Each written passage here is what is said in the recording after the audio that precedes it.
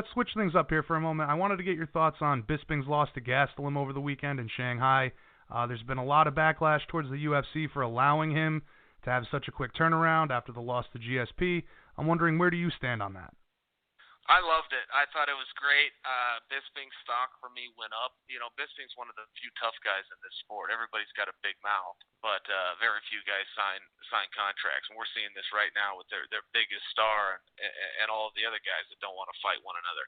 Given an opportunity in a sport that you're not entitled to do, you're blessed to do. You said you wanted to do it, then you can't get guys to step in there, man. They're a bunch of freaking cowards, and Bisping is one exception, where he actually will step in and fight whenever he's asked to. And, the backlash from people. What a bunch of crybabies, man. The only bad thing that this sport has is that we only get to fight a few times a year.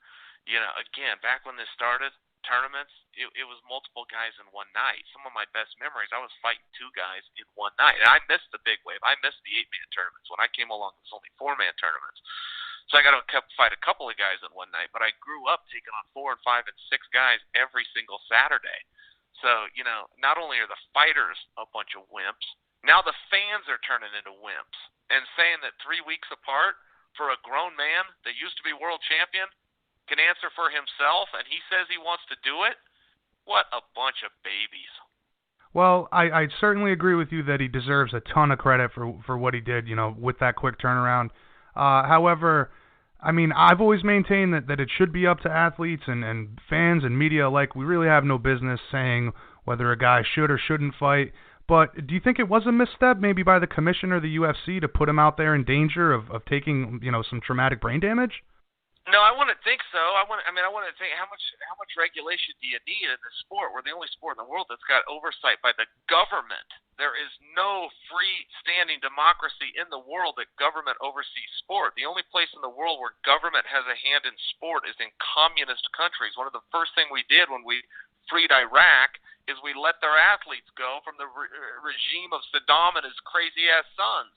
So no, I get so sick of hearing about people complaining about commissions and then saying more commissions, man. It's good enough as it is. It's a level of ridiculousness where they're attempting to justify their existence. They don't deserve the 6% tax that they're taking. We all got to play along. We all got to look the other way and hand them their money. But no, to act like they can tell a grown man when he can go out and compete in a sporting event. Sports are for kids. He's a grown-ass man playing a sport. So what if it's a contact sport? I mean, what's the difference? And maybe Bisping shouldn't have been there. I'll be open to those arguments, but it's sure as hell not up to the government to decide. that is the most free market answer possible. I absolutely love it. So moving on for Bisping, it was announced that he would be competing for the last time in London in March of 2018. Who would you personally like to see Bisping face for his final opponent?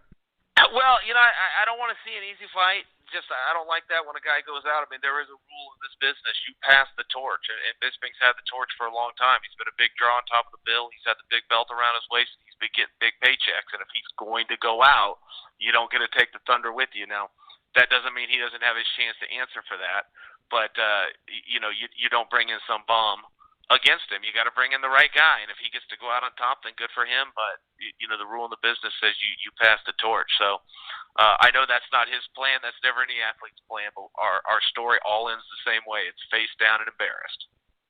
So in regards to opponent, that there's nobody, you just don't want to see him take an easy fight.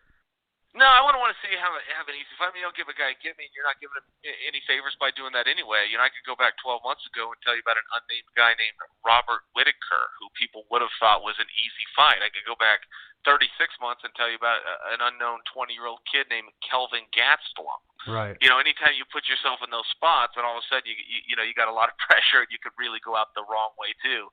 So just take the fight, take whoever's in the rankings. I'm sure plenty of guys are going to call Bisping out because again, we're in a sport of cowards, and as soon as they see a guy lose 2 fights in a row, they're going to want to jump in there too, like little street yard bullies, which every alleged tough guy in this business is nothing more than a street yard bully.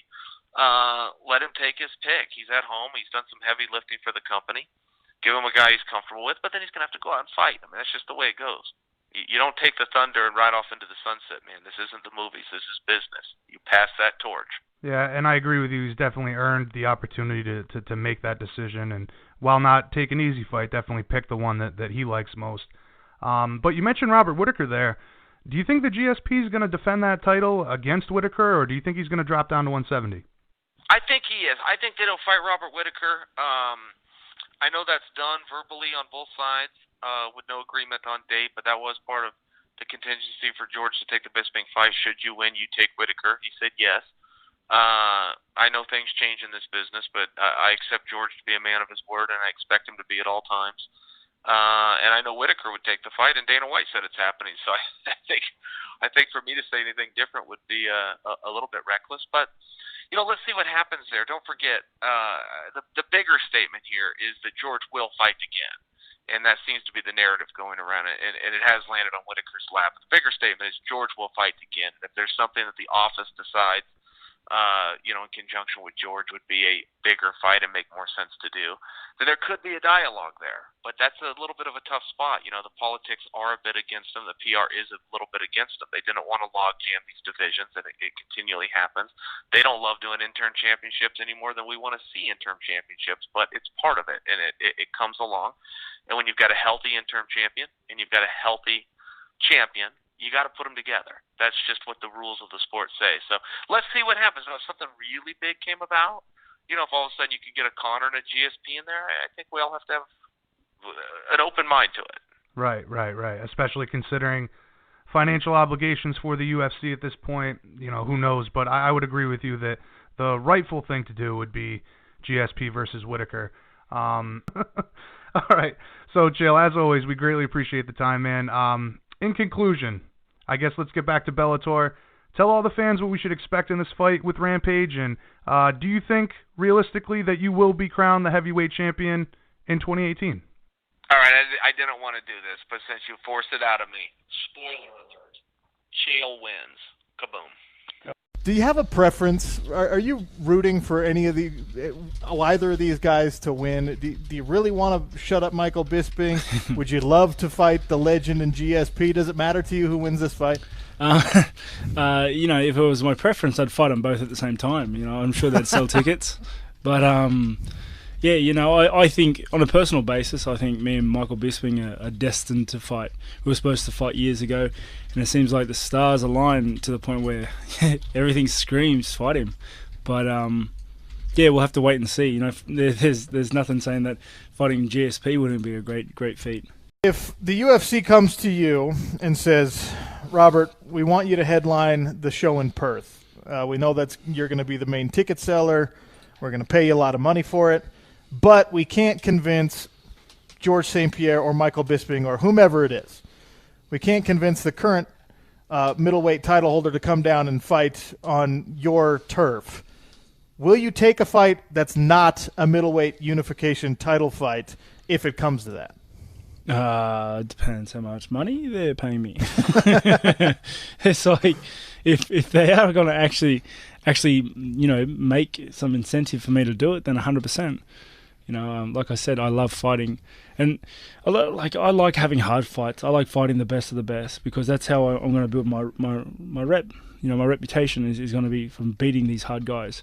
I'm really proud with the run that I've had. I'm really proud with the wins that I've had, and my journey to the interim belt because I went through some hard dudes, and that makes me proud and it makes my family proud. So if they come to me like that and say what you said, then I'd have to definitely consider it.